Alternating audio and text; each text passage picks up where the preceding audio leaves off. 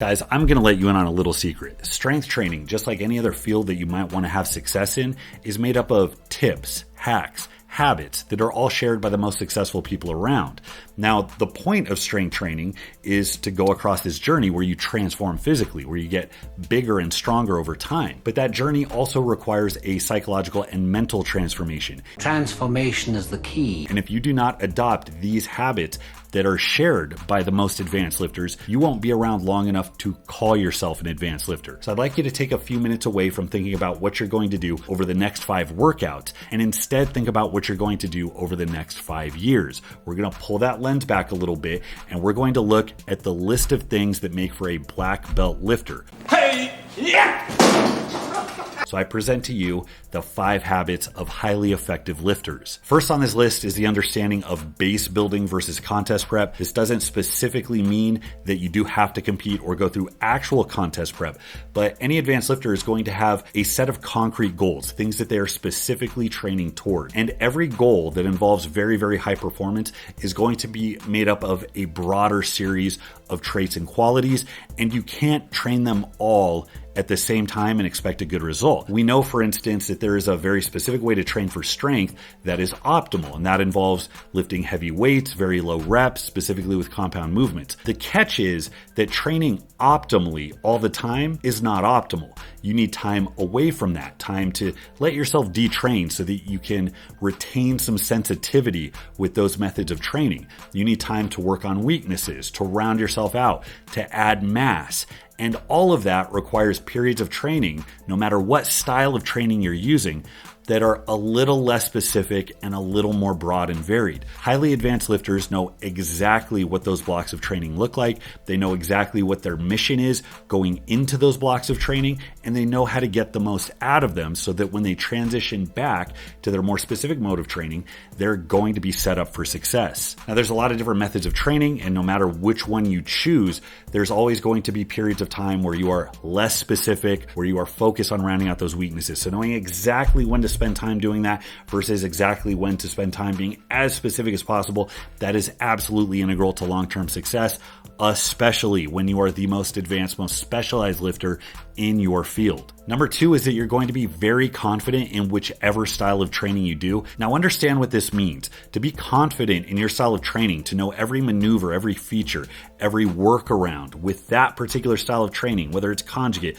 linear periodization, whether you're a bodybuilder doing a particular high volume or high intensity or high frequency style of approach. To be confident in your style of training, you have to have done it long enough to have that knowledge and to have that experience. So I want you guys to think forward into the future, what it's like to have that knowledge and experience, and think about all of the training that you have to do getting up to that point to be able to get there. Many of you who have a hard time committing, who like winging it, or who are constantly beholden to the recency effect, just running through whatever the last thing you were exposed to was, well, that might be good for exposing you to a bunch of different things.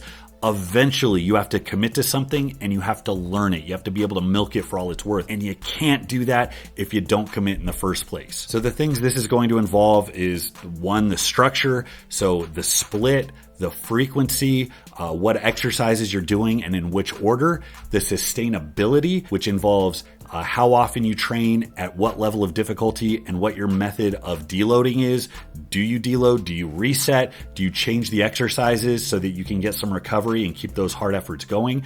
And thirdly, you have to know the method of progression. You have to know exactly where you're starting and what moves you're going to make moving forward so that you can increase stress and actually get stronger in the first place. There are a lot of ways of doing this, and it can seem daunting to try to put all this together, which is why we don't figure this out from first principles. You have to start with something, an example you got somewhere else, and you have to work it intelligently through trial and error over time to make it work for you. After so many years of doing that, you're going to know every nook and cranny of that method of training, and you're going to be able to play it like an instrument. That's what you want to be able to do. And that doesn't just apply to powerlifters, although it especially applies to strength athletes. Bodybuilders also need to know what their split is, how it's going to be sustainable, and how they're going to progress. So if you do use something like some type of double progression or some type of linear progression in order to increase stress and keep that growth coming, you need to know that method inside and out. And every variable you train is going to have some impact on that. So the longer you train with one particular method, the more expertise you're going to have, and that's going to suit you better as an advanced lifter. Now, the third thing is a little paradoxical, but it's extremely important, and that is that you're going to have a balance between being reckless and being cautious. Now, you would think that with advanced lifters, the default advice would be to know your body, to listen to your body. You would think that all of the best lifters in the world would somehow have the inside scoop on whether or not they're overtraining, whether or not they're about to get injured. And that's actually not quite the case. If you line up all of the most advanced lifters and ask them how often they kind of ignored their body, how often did they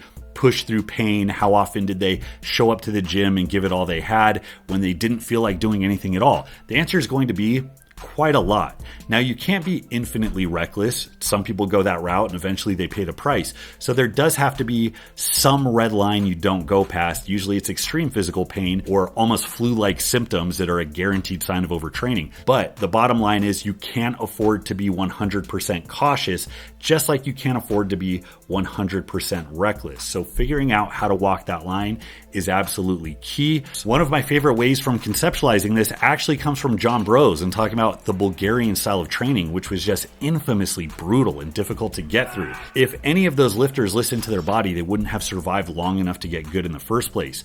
So the saying goes, the truism is that your body lies to you. And that's absolutely true. There's days where you don't feel like doing anything, but you have to show up and get the minimum amount of work in, because otherwise you won't be around long enough to get strong in the first place. So when it comes to preventing injury or preventing things from going sideways, you have to ask yourself a question that just about every elite athlete asks on a regular basis: are you hurt or are you injured? Thing number 4, you have to know what your time to peak is, and similarly, what your time to overtrain is. See, as you get very, very strong, and this applies to both bodybuilders and powerlifters, your strength makes training a little bit finicky, whereas an underdeveloped lifter is too weak to work. Counterintuitively, they can train very, very hard with a lot of frequency and be okay. They don't really have the ability to redline it the way that really, really advanced lifters do. So each dosage of training has kind of a smaller systemic stress. So the trade-off of being really, really strong is that you also have to be really, really careful with your efforts, because too many very hard workouts in a row can actually be counterproductive.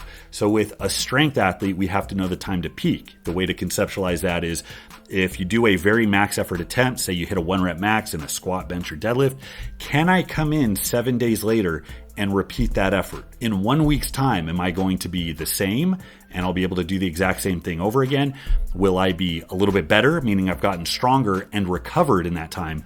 Or will I be a little bit worse? Will I actually still be a little worse for wear because I haven't quite bounced back from that work? Being able to answer that question and pinpoint the exact day where you can reproduce or even improve from the last effort that you did is crucial to knowing how long you need to peak for a meet, and it's crucial to knowing how long you need to space out your hardest efforts so that your training is actually sustainable. Again, this does apply to bodybuilders and hypertrophy heads, except maybe not quite as much. If you're not regularly getting into really heavy percentages, your training isn't likely to really be influenced by that type of fatigue. However, as you do get stronger and as you do engage in some type of progressive overload, which you should be doing, you're eventually going to find a point where you can't add weight anymore. You can't improve upon your previous efforts. And that could very well be a sign that your hardest efforts with the most taxing lifts are a little bit too close together. So being able to understand that as you get stronger, as you get more muscular, as you can push the envelope more, absolutely crucial. There is not an advanced lifter alive who doesn't have a handle on how long it takes them to peak for a lift and how long it takes them to recover. And they know through experience how long they can get away with hitting the gas before they have to change gears, before they have to deload, lest they under-recover and start taking steps backwards. And the last habit of highly effective lifters is that when shit goes sideways, they don't stop. They find a workaround. So if you're training long enough to actually get strong, you're going to notice that you pick up some bumps and bruises, or you end up in some, let's say, non-optimal circumstances. When that happens, you can't afford to just take your ball and go home. You have to be able to keep racking up progress. You have to be able to keep compounding those gains. And that means finding a workaround for whatever problem you run into. Just like a race car is going to get a flat, eventually you're going to get a tweak, a tear, a rupture, something's going to happen. Now, part of that is the mindset of somebody who's successful. Successful people are motivated to make it work. Their priority is finding the right answer, figuring out how to get closer to where they want to be. Where people that are maybe not that serious or kind of along for the ride might be very quick to shut it down once the smallest obstacle pops up and prevents them from getting the next workout in exactly how they want to. That's going to guarantee that you're more likely to be successful, especially given the likelihood of injury over time. So that includes working around tweaks, so finding other exercises. The first time something happens that makes it either painful or uncomfortable to lift, you have to ask, what can I do? Get a series of exercises together that maybe don't hurt, that maybe work the same structure, but in a different way. You have to experiment. And then if something can't really be worked, if the pain is too high, then ask, what is plan B? What workarounds can I implement? So maybe I get really bad pain in my hip when I do any type of squatting. Well, maybe all quad work tends to be completely out of the question, but I can still do hip hinges. I can still get some lower body work in. And then maybe I can do sled drags. I can do things that work the quads in a different way, so they're still getting stress, they're still getting blood flow, and the healing process is being strung along while I get this other work in, so that I don't lose too much ground while whatever this issue is remedies itself. Those types of scenarios are going to pop up quite a bit, and they're probably going to pop up more often as you get more advanced. So you always have to be of the mind, what can I do to work around this issue? Then there's less serious circumstances where you may not have access to the equipment you want, you may be on time constraints, and being creative with the amount of volume and intensity you're using other tactics that utilize what equipment you do have available or make use of the time you do have available. That's going to be absolutely integral to making sure that you keep going forward and you don't backslide. So those are the 5 habits of highly effective lifters. Of course, there are more, and I plan on going down the list with different training approaches, different psychological approaches, but I want you guys to chew on these. Think about how close you are to being able to check off this list. Leave your questions in the comments section. Better yet, take them to Patreon. That's where I upload my training weekly and where I give form checks and I give training advice. I give life advice. So any questions you have, go ahead and take it there. Thanks so much for watching, guys. Till next time, this is Bromley. I'll see you.